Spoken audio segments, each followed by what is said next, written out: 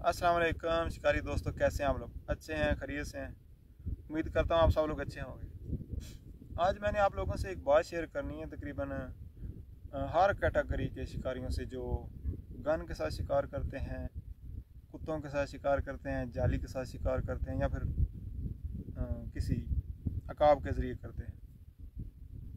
क्योंकि इस वक्त ये वक्त की ऐन ज़रूरत है, और मैं ये समझता हूँ कि सिर्फ हम ये अपने नशे में लगे रहें और इस चीज़ का किसी को कोई फ़िक्र ना हो, ये बाद में हमारे लिए काफ़ी ज़्यादा इशू बन जाएगा।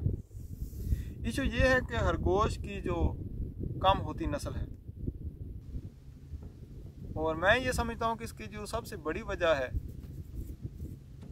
इसके जो कम होने की, वो हम शिकारियों का जो तरीक़ाकार है वो सही नहीं है।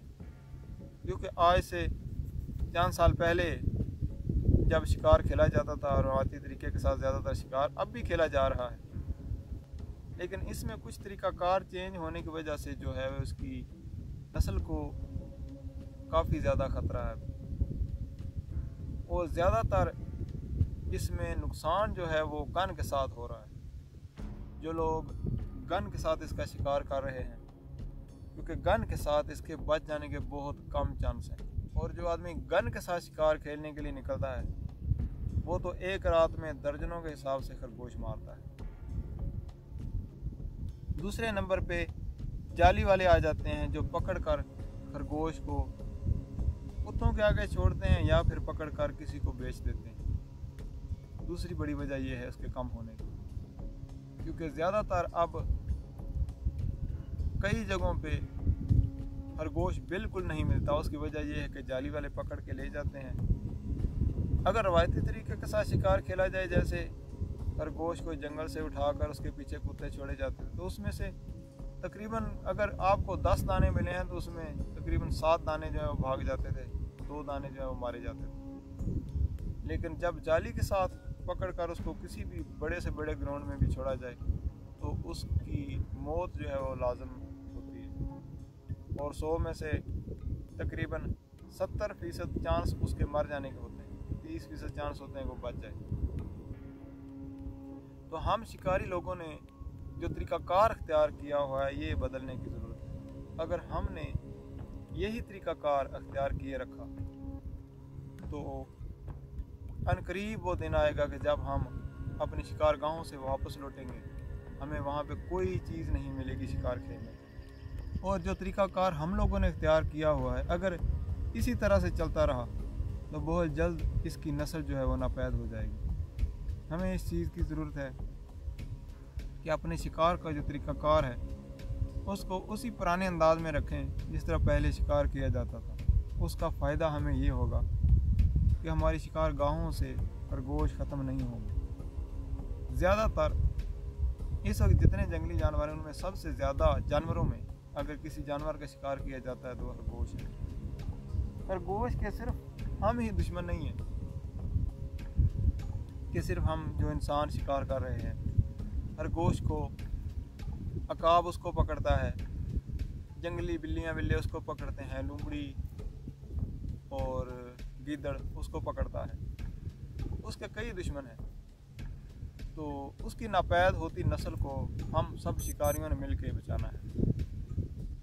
अगर गन के साथ भी शिकार कर रहे हैं तो अपनी एवरेज इतनी रखें कि उसकी नस्ल ही ख़त्म ना हो जाए। जिस जगह पे मैंने देखा है गन वाले लोग जाते हैं, दर्जनों के हिसाब से मारते हैं, एक रात में वो दर्जनों के हिसाब से मार देते हैं।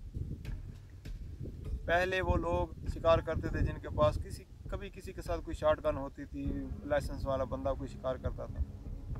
लेकिन अब कुछ एयर गन्स भी ऐसी आ गई हैं कि वो आसानी के साथ खरगोश को ढेर कर सकती हैं, और इसलिए उसके जो मरने की एवरेज है वो काफ़ी ज़्यादा बढ़ गई है।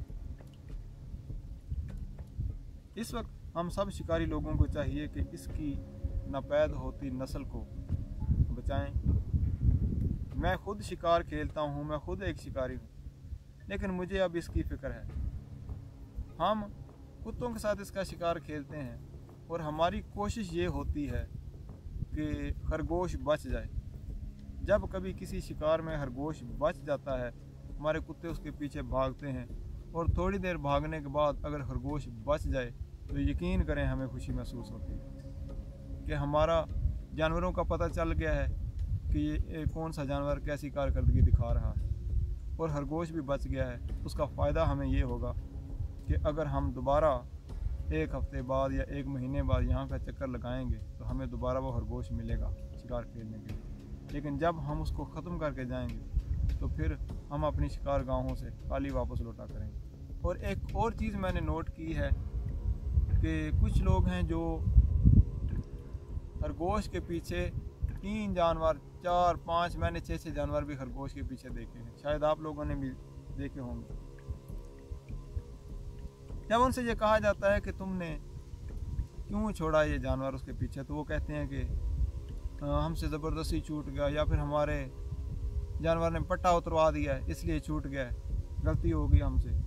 لیکن میں نے یہ دیکھا ہے کہ اگر کسی فصل سے بائی چانس ہم خرگوش ڈھونڈ رہے ہیں اور وہاں سے گیدڑ نکل آیا ہے تو پھر کسی کا جانور پٹا نہیں اتراتا، پھر کسی کا جانور زبردستی اس کے ہاتھ سے نہیں چھوٹتا، کیونکہ ان لوگوں کو پتہ ہوتا ہے کہ وہ چیر کے رکھ دے گا۔ بس اس معصوم جانور کے پیچھے ہر ایک کا جو ہاتھ ہے وہ کھل جاتا ہے۔ لیکن میں ان لوگوں کو شکاری مانتا ہوں جو روز کے ساتھ شکار کھیلتے ہیں۔ مجھے اس بات کا بہت دکھ ہوتا ہے کہ اب اس کی نسل ناپید ہو رہی ہے۔ آج سے 25-30 سال پہلے ہم جن علاقوں میں گھومتے تھے شکار کے لیے، جہاں پہ ہمیں 10 سے 15 خرگوش ایوریج ہوتی تھی ملتے تھے، اور اس میں تقریباً 3 یا 4 دانے مر جاتے تھے، باقی جو ہے بچ جاتے تھے، بھاگ جاتے تھے۔ لیکن اب انہی جگہوں پہ ہم لوگ پورا دن گھومتے ہیں اور ہمیں وہاں پہ کوئی چیز نہیں ملتی، جس کی وجہ یہ نیا طریقہ کار جالی کے ساتھ اور بندوق کے ساتھ، اور جالی والے جو لوگ کاروباری لوگ ہیں جو اس کو پکڑ کر بیچ دیتے ہیں، وہ لوگ اس کے کٹر دشمن ہیں۔ تو ہم شکاری لوگوں کو اس چیز کو اس خرگوش کو بچا کے رکھنا ہے، اس کو مارنا، اس کو ختم کرنا نہیں، مقصد اس کا گوشت کھانا نہیں ہوتا، مقصد اپنے جانوروں کی کارکردگی دیکھنا ہوتا ہے۔ تو اپنے نشے میں ہم لوگ ایسے ہی اگر کرتے رہے تو عنقریب اس کی نسل ختم ہو جائے گی، پھر ہمیں شکار کھیلنے کے لیے اور اپنے شغل میلے کے لیے، موج مستی کے لیے، جانوروں کے مقابلے کے لیے کوئی جانور نہیں ملے گا۔ یا پھر اپنا طریقہ کار چینج کر لیں، آپ لوگ گیدڑ کا شکار کریں، سے کا شکار کریں، جنگلی سور کا شکار کریں، وہ بھی کافی زیادہ فصلوں کی تباہی کرتے ہیں، اس کیٹیگری چینج کریں، کچھ زیادہ تر اس جانور کے اوپر ہاتھ رکھا ہوا ہے۔ تو میری یہ ریکویسٹ ہے سب شکاری دوستوں سے کہ برائے مہربانی اپنے طریقہ کار کو بدلیں اور اس جانور کے بارے میں سوچیں، تاکہ ہماری آنے والی جو نسلیں ہیں وہ بھی اس کے ساتھ شکار کھیلیں۔ یہ نہ ہو کہ وہ لوگ یہ سوچیں کہ ہم سے پہلے جو لوگ آئے تھے وہ بالکل اس کا صفایا کر کے گئے۔ میں امید کرتا ہوں میری یہ بات آپ لوگوں کی سمجھ میں آئی ہوگی۔ دعاؤں میں یاد رکھیے۔ خدا حافظ۔